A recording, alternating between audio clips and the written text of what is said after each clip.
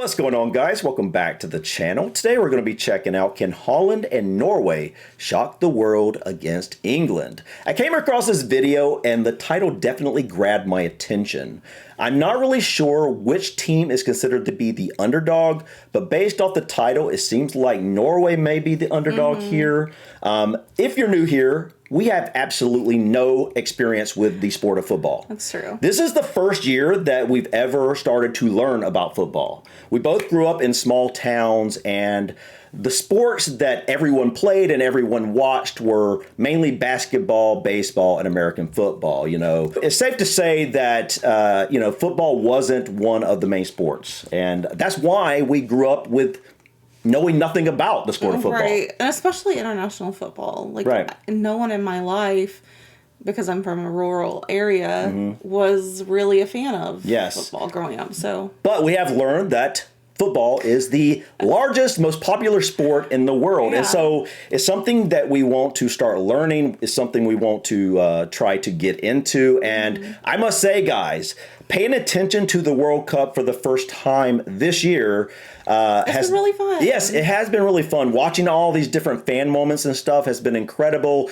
The excitement surrounding not only this tournament, but the sport in general is contagious. Yeah, I love the fan energy. But guys, before we get started, I wanted to mention that we just did a reaction to the greatest adverts of the 2026 World Cup. Yeah. But we realized that you guys having a big game, we might as well wait till that game's over with and check this video out first before the game. Yeah. So keep a lookout for the adverts video coming up on Monday. But the reason I wanted to mention that is because we noticed this person, this player, Haaland, I believe his name is. We didn't know who he was. No, until we just saw his image on here and we realized, oh, that's that guy we saw on numerous adverts. And that adverts compilation was incredible. And this guy, Haaland, he looks like a beast. So anyways, guys, enough rambling. Let's go and jump in here and check out, can Haaland and Norway shock the world against England? In Miami, Norway, and Erling Haaland. I was in Miami. Hoping to cause another upset after a good performance against Brazil, against England. I think this is, certainly when I saw the draw as an England fan, I was looking forward to a game against Brazil, testing ourselves against Jogo Bonito and Brazil. Hold on. I want to see that again. Oh, okay. England want to play Brazil. Yeah, so if Norway didn't beat Brazil, that's what he's getting at. He was hoping to see the Brazil game initially. How popular is football in Norway? I know in Brazil it's a major, probably the biggest sport. I'm guessing it is in Norway as well. Canada's out. I didn't realize that. So France and Morocco are going to be playing. Spain, Belgium, Norway, England, and Argentina, Switzerland. I believe Argentina's a big-time football country as well. So we're on the Elite Eight. Yep. Right now. Wow. That's crazy. Is that what you call it? Probably not. I know that's what you call it in basketball. We would call this the Elite Eight. And then the Final Four. Haaland hoping to cause another upset after a good performance against Brazil. Oh, they're talking about Haaland. England. I think this is, certainly when I saw the draw as an England fan, I was looking forward to a game against Brazil, testing ourselves against. I like both of these shields, by the way. Bonito and Brazil. It's always a great chance to play against them. But actually, I'm intrigued by this matchup between England and Norway, because I think on paper you'd say, oh, well, England have got the better team, haven't they? But you're always worried about the stars for Norway, Haaland, Odegaard, and a few others. For me, it's a really interesting game on paper. Yeah, it's a tricky one, and I think England fans would definitely welcome playing against Brazil, because it's not Jogo Bonito, it's Jogo Finito, because Brazil are done. They were poor. They deserve every single thing that came their way in that match against Norway. England has changed my mind coming into this match because of what they did at the Azteca. Adam, I'm going to be honest, we've known each other a while now. I did not have this in my bingo card, seeing the pride, the passion, the togetherness, the resilience, the character that was on display in a place where Mexico had never lost a match at a World Cup. And it's England. Wow. Who, as of late, in the last, say 3 or 4 tournaments, England is making a habit out of doing the impossible in lead-ups in the knockout rounds of major tournaments. Nice. No, I just wanted to say, at first I was going to bring up something different, but then that's pretty amazing that Mexico had never lost there. But I thought it was interesting how he was saying he was surprised about the pride and all that stuff when it comes to England. And I'm like, I'm not. You didn't hear that? No, I didn't. Listen to what he said. Listen to what he said. Bingo card, seeing the pride, the passion, the togetherness, the resilience, the character. Is he talking about that the was team? on display in a place where Mexico had never. Yes, he's surprised it wasn't his bingo card to see those things. And to me, I'm kind of surprised at that because I would have assumed.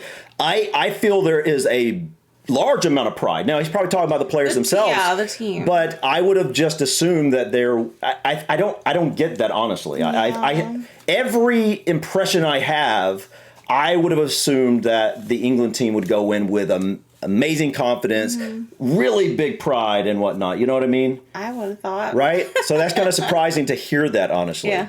Lost a match at a World But they did Cup bring it, obviously. England, the Three Lions, who, as of late in the last, I don't know, say 3 or 4 tournaments, England is making a habit out of doing the impossible in lead-ups in the knockout rounds of major tournaments. Now, this is where it gets a bit tricky, though, is can you get a complete performance and bottle up all that resilience that we saw, not just out of your Harry Kanes and Jude Bellinghams, but getting the rest That's of the who we just team saw to were their show two the best players, right? and the collective order that we saw in the final minutes. I thought so many players played with this self-belief and almost played like an England side that was willing to die for each other on the pitch in ways I've never seen in my lifetime. Wow. Interesting as well, going into it, I think you can make that case for both teams. England doing what no one's ever done before at a World Cup, winning a game against Mexico at the Azteca, and Norway beating That had never happened Brazil, before. the team that's won the most World Cups in history. So both Whoa, teams... whoa. This is a big deal. It is. Did they say Norway has won the most World Cups? No, Brazil. Oh, wait, Brazil. They beat Brazil. Oh, they won beat Brazil. The most World Cup. Okay, because that must be why I thought Brazil was a big-time football country. Wow. This is starting to be a big-time storyline. Yeah, it is. will have been really given an extra edge, an extra bit of power by by both of those results.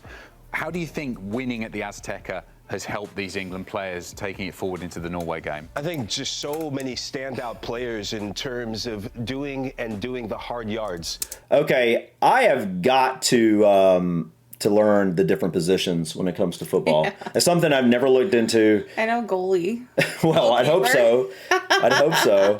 I have heard that this head coach has changed the entire identity of this team, though. Really? Yeah. I haven't heard anything about him. Right? And those are things that at major tournaments you have to do in order to earn the right to play. England earned the right to play. Looking at some of the performers, we'll get to Harry Kane and Jude Bellingham in a bit because they've been the stars of the show. But I look at players like Anthony Gordon, who you'll know from his time at Newcastle, unfortunate for Newcastle fans, maybe fortunate for them that he's going to Barcelona. He showed why he is going to Barcelona because he grafted his ability to press, his ability to win second balls, and also special shout out to Jordan Pickford for having a standout game. I know a lot of people questioned his value and his worth to this national team.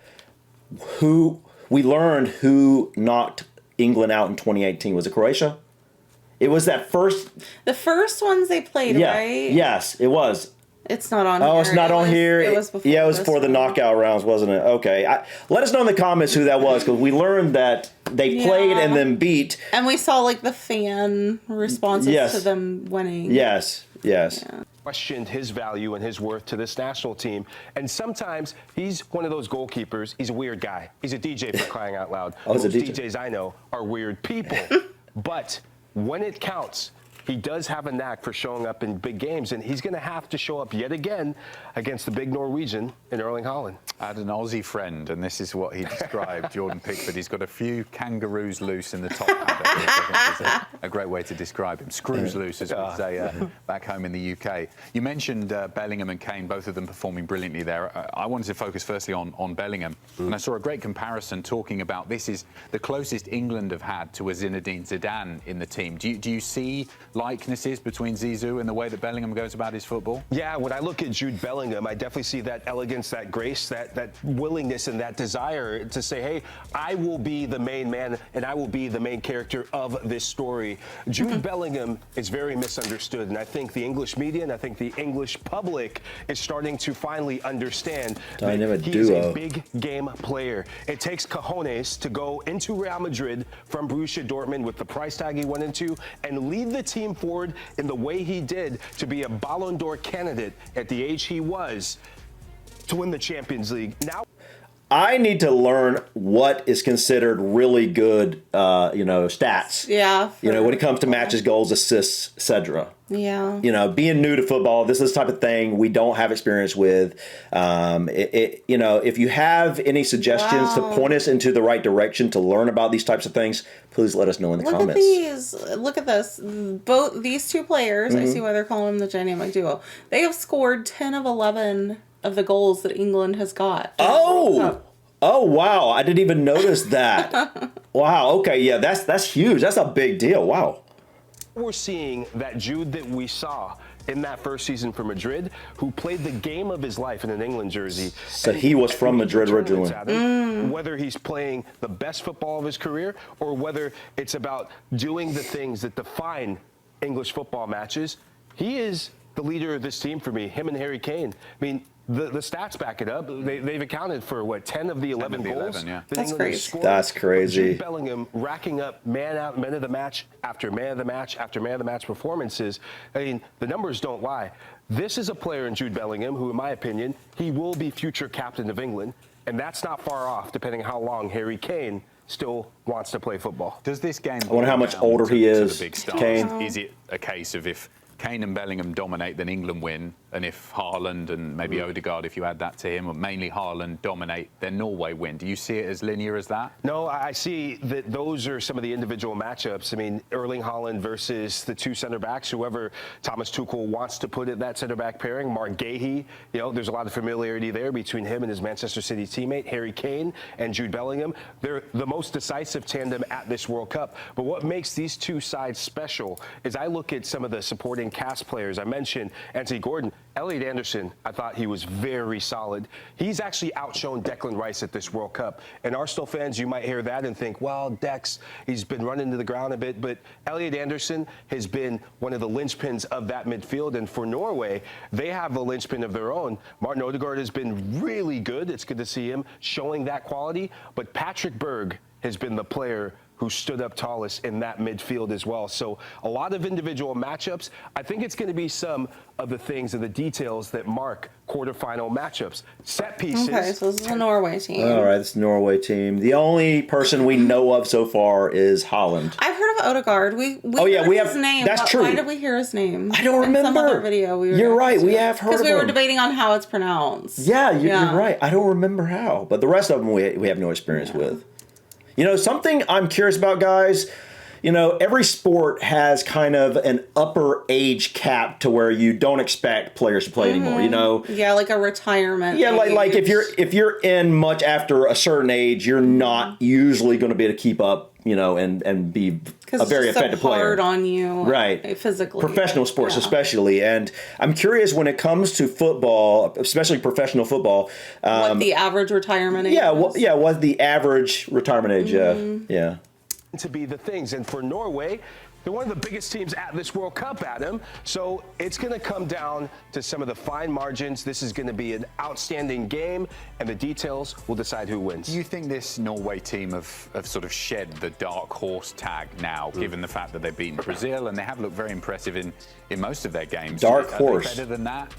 Yeah, I think Norway are for real. Whenever you beat a big team, and it's unfortunate we didn't get to see them go toe-to-toe in that final group stage match against France. That would have been one of the group stage matches of the ages, because that really was the first litmus test. But I loved what I saw from them, and I'm a big believer that as a team, you are a reflection of those people that are in your country and the fans that support your national team. It's good to see the passion and the pride and the joy that we see from the Norwegian fans. Don't they do some sort of thing? It's called the Viking something. Row. The Viking row. Yeah. We got to look into that. When you look at both England and Norway, who has had the better overall record in the World Cup?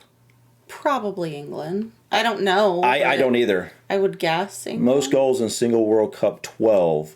Did we see what the most goals were in a single World Cup when it would come to England? I don't think they've gotten 11 so far, right? Yeah. It does.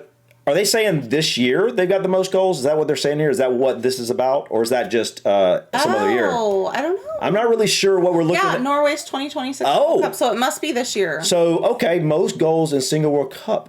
So is this the first ever knockout win they got this year? I guess so. Let us know in the comments, guys. So does that mean that Norway is getting deeper than they've ever have been in the World Cup? I'm not 100% sure. Deepest run in 4 World Cup appointments. Yeah, previous best round of 16. Now they're in the round of 8. 1938 and 1998. So it sounds like this is the best ever run. Awesome. All right.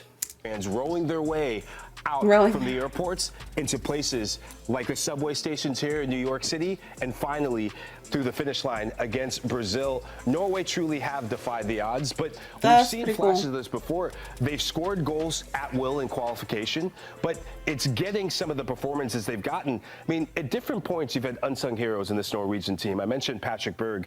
I want to give a big shout out to their goalkeeper, Erling Haaland. He stood on his head, played the game of his life. So the thing I like about Norway is Erling Haaland is the finish line. He is the real Thor of this team. He looks like it. Yeah. He's scoring, but every single player plays their part, and they really seem like this collective unit that England have to be wary of, because if you don't come to do things like play for second balls, go for 50-50s, win your duels, Norway will knock England out. We're going to play Viking or Englishman here. You're the manager. You can only choose Harry Kane or Erling Haaland to lead your line. Who would you pick? Oh, wow. Now, I don't know anything about Kane, them, really. But I will say, we saw, like we were talking about, we saw Haaland in a few of those adverts we were seeing. And I remember in that one...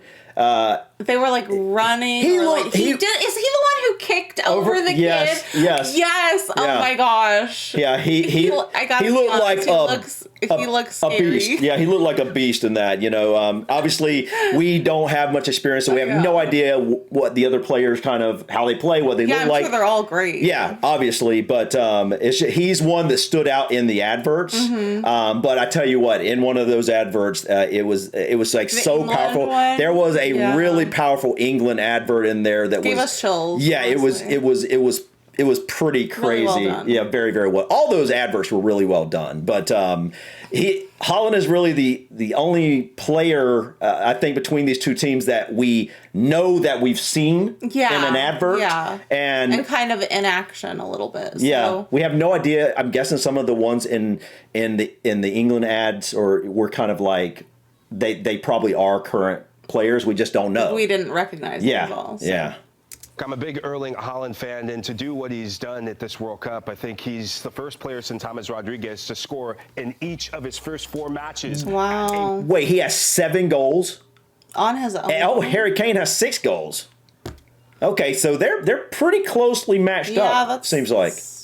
All right. Almost neck and neck. Yeah. And James was insane for Colombia back in 2014.